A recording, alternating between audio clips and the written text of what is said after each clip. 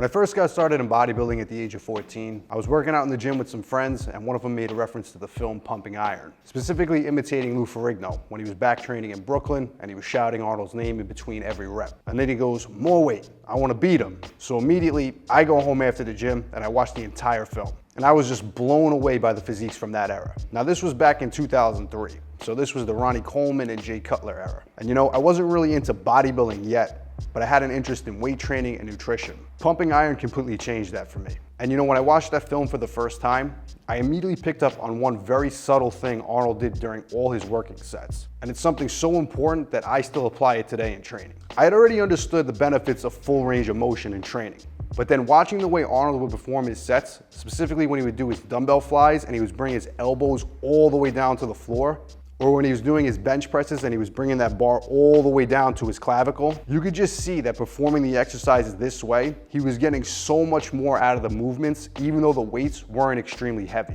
And at the time, I was using training principles from programs like Max OT, which were extremely popular in that era.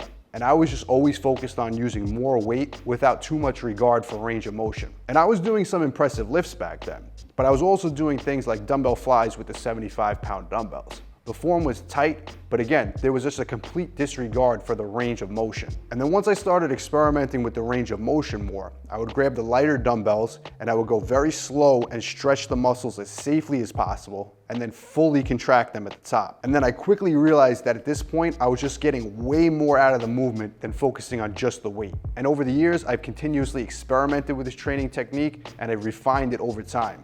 And that's where I came up with the mantra that I repeat all the time in my training videos, as well as when I'm working out in the gym.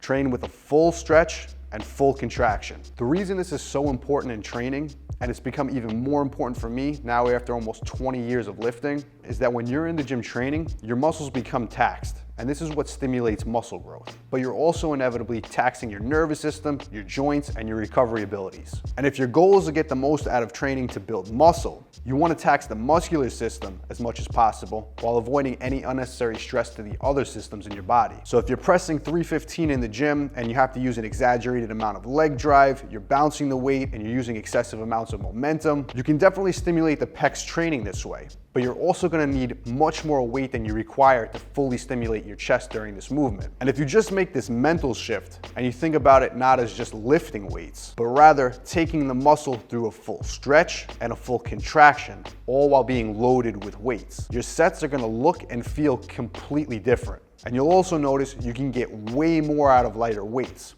Not light, but also not unnecessarily heavy weight. And you're also not going to induce as much systemic fatigue. Remember, this is bodybuilding, not powerlifting or weightlifting. So the next time that you're in the gym, don't think I have to lift this weight from point A to point B. Think that you have to take this muscle from a full stretch to a full contraction, all while loaded with weight. Take this method and apply it to your training now, and let me know how those sets feel and what type of results you get. And if you're looking to build your physique using proven old school bodybuilding training methods, I recommend you check out my 5-day mass gain program in the description below. And as always, if you want to see more of the best original bodybuilding content just like this, make sure to hit subscribe.